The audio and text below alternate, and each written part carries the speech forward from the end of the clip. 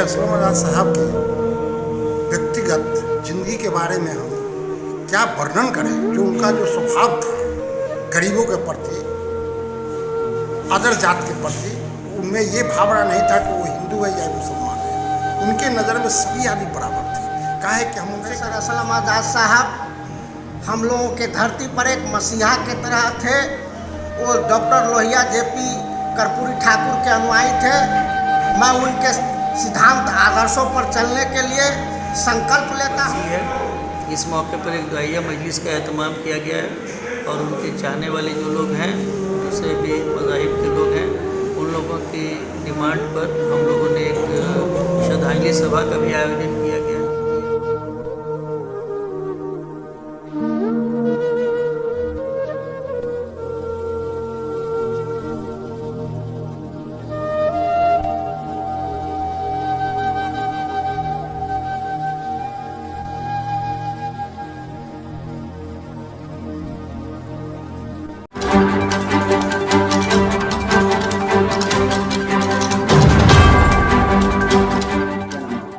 मेरा नाम doctor professor Aftab Aslam है।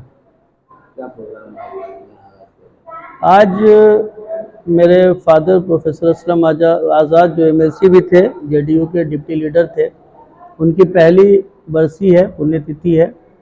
इस मौके पर हम लोगों ने एक दुआया मजलिस का एहतमाम किया, जिसमें उनके जो भी चाहने वाले लोग थे, जितने भी उनको मानते थे, जानते थे, उन लोगों को हमने यहाँ बुलाया और एक दुआया मजलिस हुई। उसके बाद एक कार्यक्रम रखा गया है। जो उनके पार्टी के लोग हैं वो उनकी पुण्यतिथि मनाएंगे और उनकी अभी तस्वीर पर श्रद्धा सुमन अर्पित करेंगे, माल्यार्पण किया जाएगा उनकी तस्वीर पर। अभी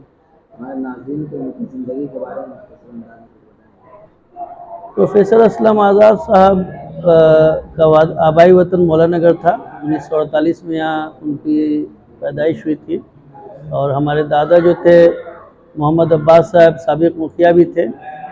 उन्होंने मेरे फादर ने अपनी इब्तदाई तालीम हासिल की पटना यूनिवर्सिटी से और वहीं पे इत्तेफाक से उनको मुलाजमत भी मिल गई और वहीं से वो रिटायर भी किए पटना यूनिवर्सिटी के शोबे उर्दू के हेड ऑफ द डिपार्टमेंट की हैसियत से।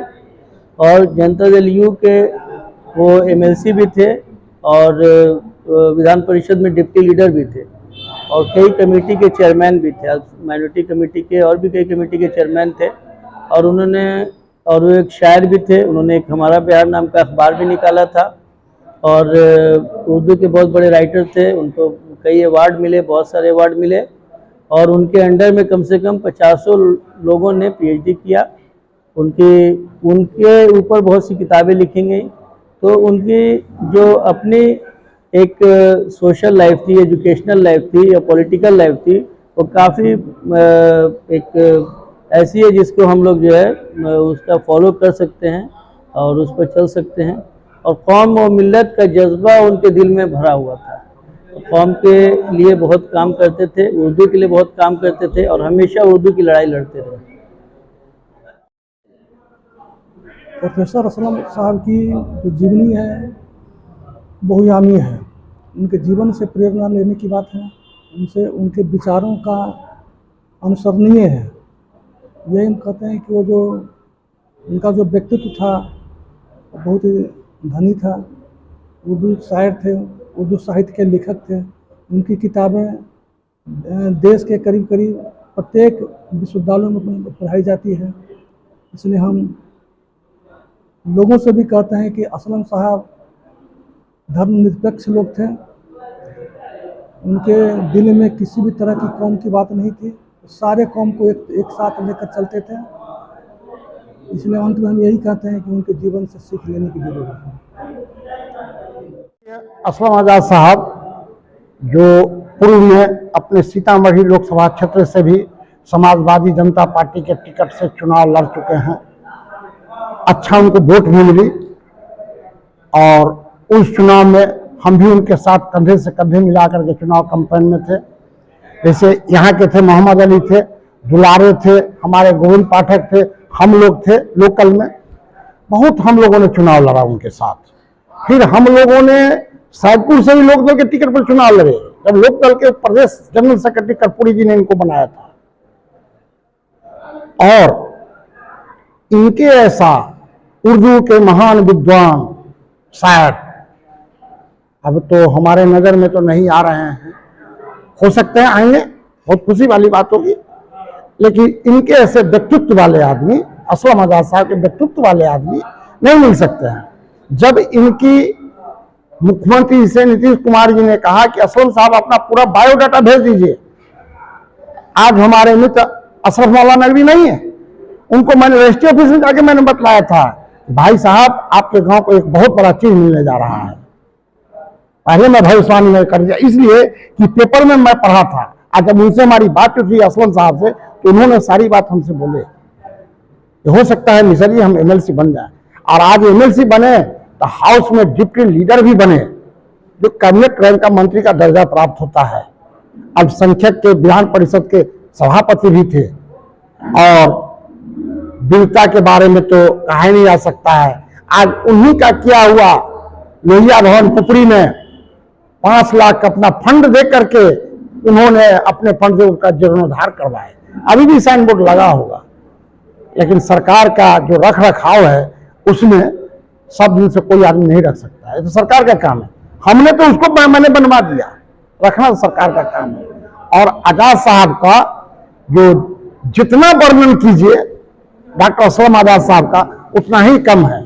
और मेरा एक मांग है पुपरी के आवापुर उत्तरी के मुखिया जी से, यहां नहीं है लेकिन उनके गांव वाले लोग हैं,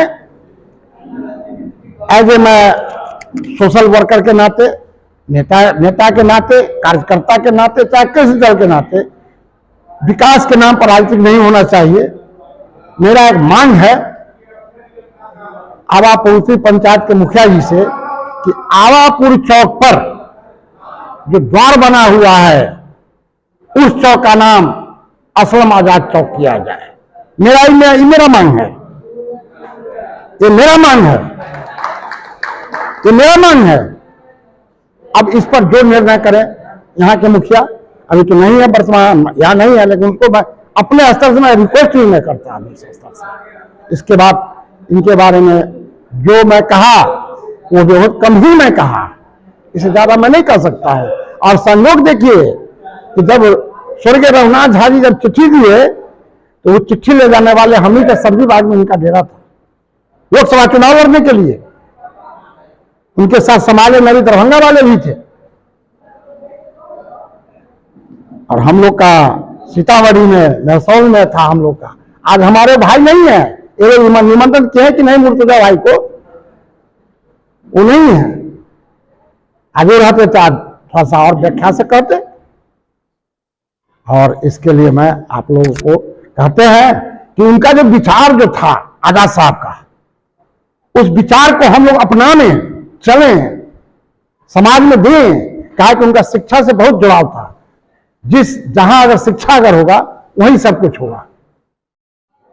मैं अरुण कुमार ठाकुर, प्रखंड जनता दल युवा अध्यक्ष सुसंत।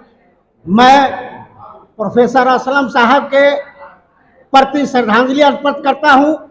वो तो विभूति थे, डॉक्टर लोहिया जयप्रकाश कर्पूरी ठाकुर के अनुयायी थे, उनके पद चिन्हों पर चलते थे। वो दलित, शोषित, पिछड़ों, अल्पसंख्यकों के रहनुमा थे। अब हम लोगों के बीच वो नहीं है। उनका जो कार्यकाल था वो बहुत सराहनीय था। वो जन जन के नेता थे, हम लोगों के हितैषी थे। उनको तहे दिल से श्रद्धांजलि सभा का अर्पित करता हूं। जय हिंद, जय भारत। देश और दुनिया की तमाम छोटी बड़ी खबरों से अपडेट रहने के लिए हमारा चैनल सब्सक्राइब करें और नोटिफिकेशन के लिए बेल आइकन दबाना